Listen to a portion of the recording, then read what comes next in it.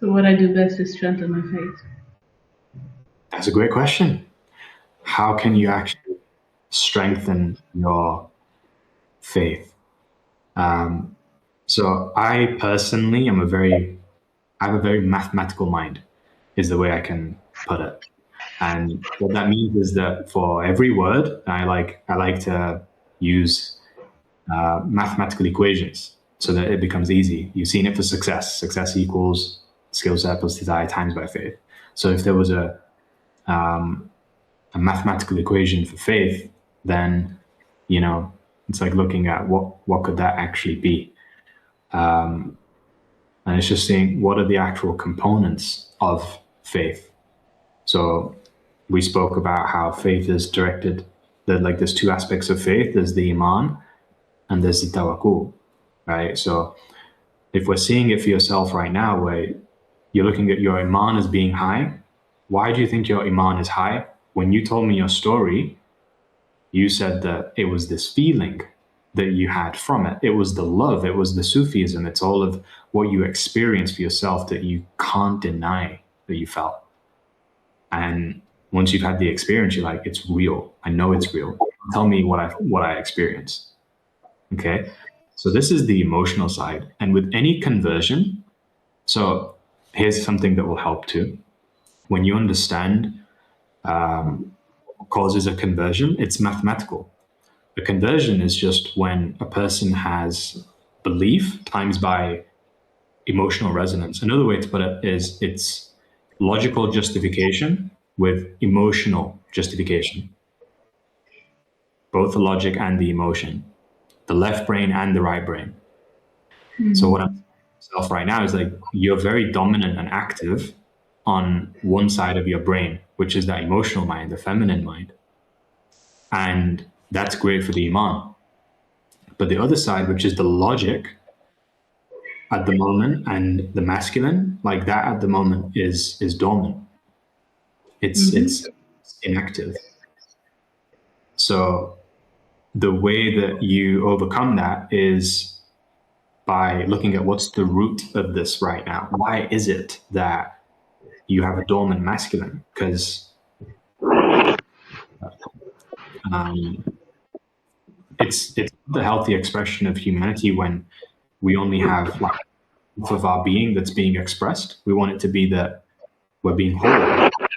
We're fully expressing all aspects of.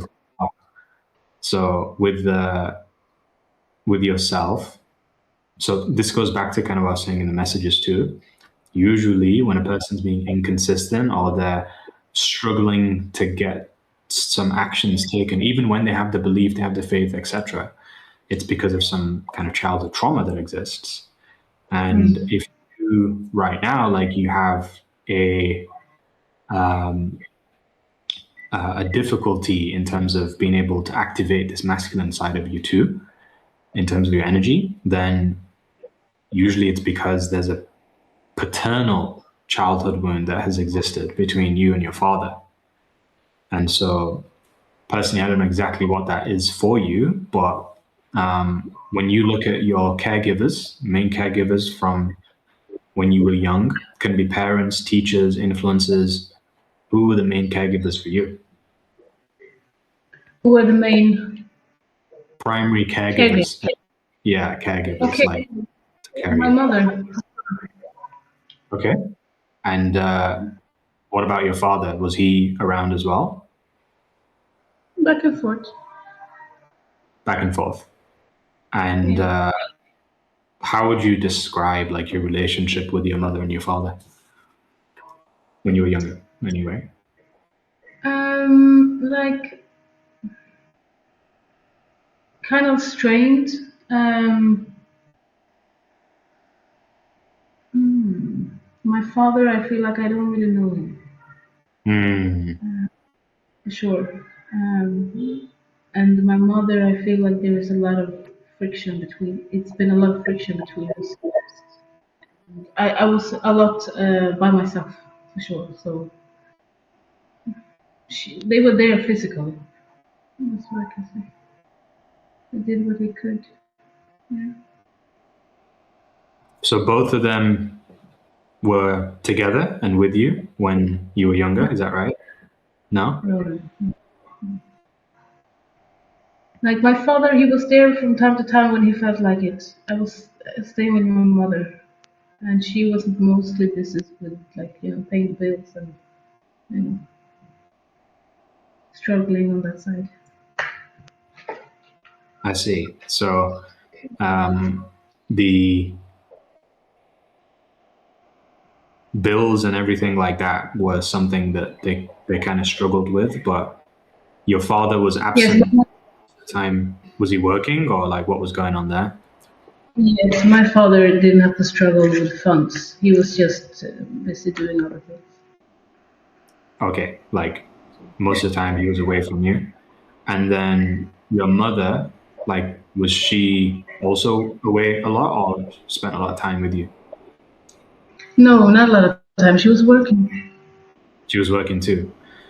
So, if your mom was working, your dad was working, who was the one that was like the main person to be raising you? Like, who were you raised by mainly?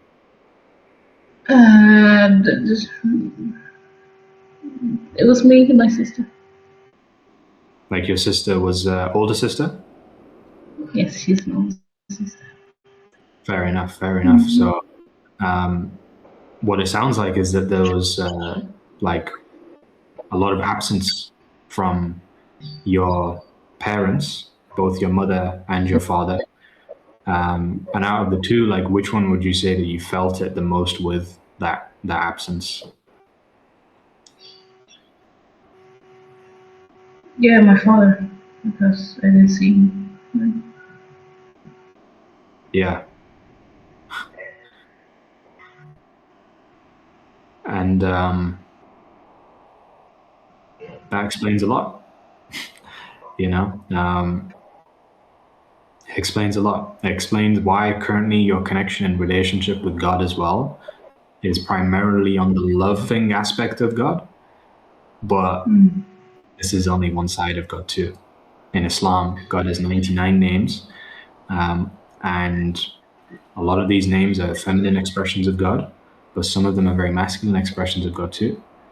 So even in your relationship with God right now, currently, because of the weight that you have in your heart, you have a block between you and the Father, you and God in His masculine expression, and it won't be until you actually get to forgive your father emotionally and heal that relationship that you'll be able to really take off within your business, because that will activate this masculine side of faith and everything like this. And you're not the only one. This is one of the things.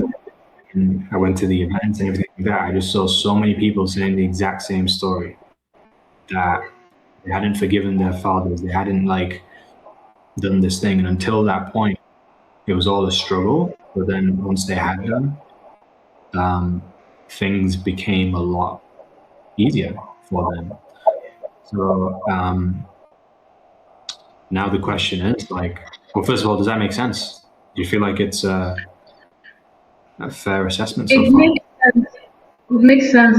It's like it's nothing new to me. I know I have the daddy mom issues, but Yeah. I feel like I, for me, maybe it's just on a shallow level, but it feels like Mhm. I have given him.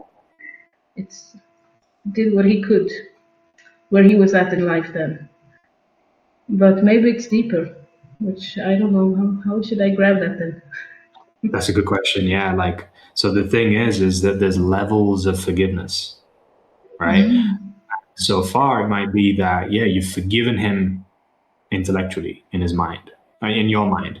You're like, yeah, he wasn't there for me, daddy issues, it is what it is, so be it. But level above that is where it's like, okay, it's no longer just the intellectual, but it's literally on an emotional level where you can feel this weight that has been lifted and taken off of you because you're not holding that resentment or holding that that wound and the trauma that still exists within, and you just simply let go of it. You've been able to drop it down and heal. That's forgiveness on an emotional level. But then even beyond that is where you've got compassionate forgiveness. And that is where it's like you're showing that you forgive the person based off of how you are starting to take actions decisively. If you've decided that my forgiveness will be shown not just by how I am being, but also it's going to be shown by what I am doing and how I'm treating the person differently. Because the evidence of the forgiveness is based off of the actual actions. So when I ask you the question, like, I don't know how much you guys are in touch, but when was the last time you spoke to your father, you told him you love him, and you all like arranged to do something together, that kind of stuff. Like, when was the last time that happened for you? It was like a month ago when I was at home visiting. Yeah. Yeah. So your current relationship with your father, you'd say it's very healthy right now.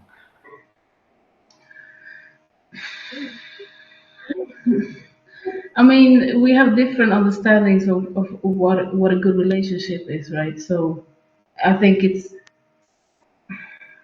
as good as it could. Maybe it could be better, but it's like it's hard to reach someone who doesn't want to be reached. So I I don't know how good it is. It's shallow, but Yeah. it's Yeah. But you don't want it to be shallow. Like, I can see that in you, like right now. Your personal desires, you want to have a relationship with your father. Why wouldn't you? You know, every child wants to have that, wants to have a good relationship, even if it seems difficult, unbelievable. So yeah, with where you're at right now, no one's saying that this is going to be easy. All I'm identifying for you within this conversation is like where you will experience from the smallest changes, the biggest changes, the biggest results. And it's going to be in not learning sales, not learning marketing, not learning how to do ads and all those things. It's going to be in how can you, number one, gather the courage, the strength to maybe even say some of the things that you've somewhat said to me about how you feel about your childhood to your father, you know, and it doesn't have to start off by you giving him a call right now and be like, Dad, I hate you. I hated what you did back then by being absent with me. And I've got so many repressed feelings of anger within me that I've still not expressed. You don't have to do that on the first day. That's not what we're saying. But even, for example, like getting a letter written out to him as if he wasn't going to judge anything that you were going to say. And you could just say everything to him right there and then that you personally wanted to. And that will really open up the door for a communication that is no longer just a shallow communication to occur. And it will open up the door for you to actually start having this next level connection with your father, because that's what's missing right now for you. You don't have a connection beyond the surface.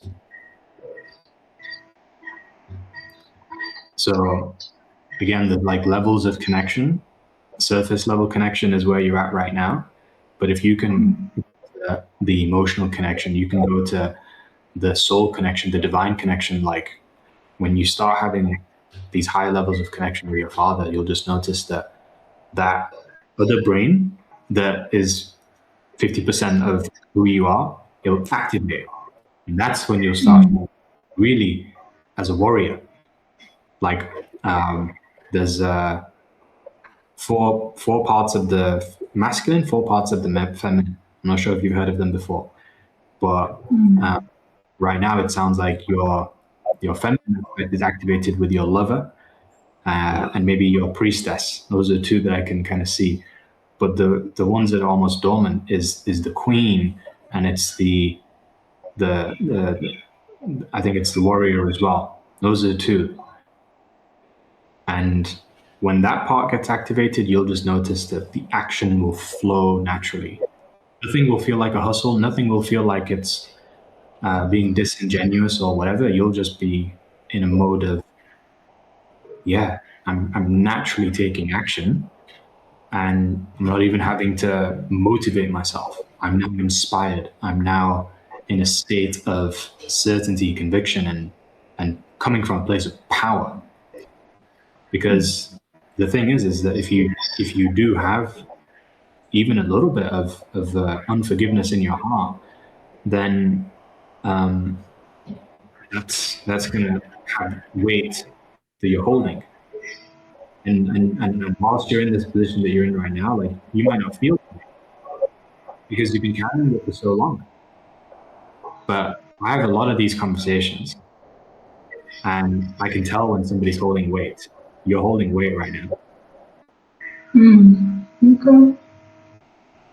And I think you can feel it too, because otherwise you wouldn't be having these emotions coming to yourself right now. No, it's true. Like, it's not a new thing. I think I have been, like, years back, the same thing I've been trying, but I've been keeping myself because, like, because what you're basically saying is just to be authentic with my father, right? Yeah. Yeah. So the thing is like, in becoming authentic with your father, it's going back to the whole thing they were saying at the beginning as well, which is not just going and having a conversation about the niceties, but it's about going towards what you're afraid of the most. And what you'll be afraid of saying to him, your father, as a person who is someone who you will look up to for protection, provision, and as an authority, is saying to that person, what you did was wrong, and this is how it made me feel, and I've not let it go. Even though it seems irrational, illogical, I'm still holding on to it. You know? It's not to make you feel bad or anything like that, but it's also because my deepest intention is for us to have a better connection.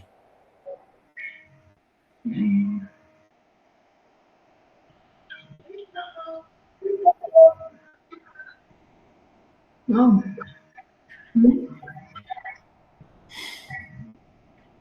What are you taking from this so far? No, it makes sense. It makes a whole lot of sense, and it brings me back to times where I've been, I've been close to nudging there, but I think I've been telling myself, like, no, it's not worth it. It's like, but You've not sold yourself on the value of having that conversation, because you are thinking to yourself that the pain and risk of going into the conversation and either being embarrassed or rejected or being judged, all of those things, currently that pain is higher than the potential pleasure that you can experience from what would happen as a payoff to having that conversation. And until it switches, where this is one of the things that you'll learn in sales too, is that nobody's going to buy from you unless the cost of staying stuck and where they are right now is higher than the price of what they have to pay to get started. So at the moment, your cost is lower than the price that you got to pay. And the price is just, as you said, go be authentic with your father. But you're looking at the cost. You're seeing, damn, the cost is so big. It's like, I better go and have that conversation. I don't really want to have this conversation. It's going to be awkward. It's going to be difficult. Like, don't have it. I'm not going to do it well. That's the cost. Sorry, the cost. Yeah. That's the cost of doing it, but the cost of inaction, this is what you now have to start thinking about.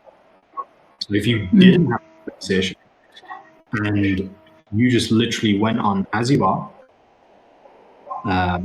fragmented, going on, having the traumatic part of yourself still within you, holding on this weight,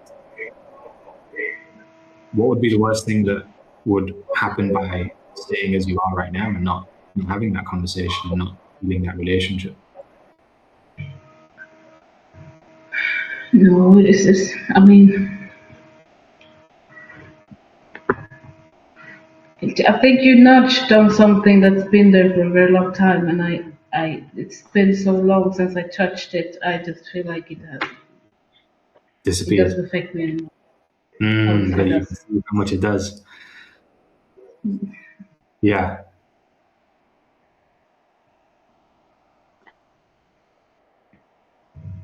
But this is the beginning. Like this is you experiencing your breakthrough. You know, it's literally feels like almost, damn, why is this guy breaking me apart right now? But No, no, it's about time. That's how I feel now. When you shine light on it. yeah, you break open so that God's light can actually now flow through you. And that is the power that will touch another person and make them feel like whatever she's going to be helping me with, I'm going to follow her. Look at what Jesus didn't have Enagic. He didn't have technology, he didn't have AI, he didn't have any of the value that we can share with a person. But what he did have was this ability to open people's hearts. And that didn't come all the way from him personally, but it was because he had that humility to be saying, it's not me, it's all him. So for yourself as well, like it's this isn't me. What's actually you're experiencing the presence of God right now in this moment. And that's what's feeling like, wow, this is something that's real, that's speaking to me and through me. It's not my words, but it's the spirit. Yeah.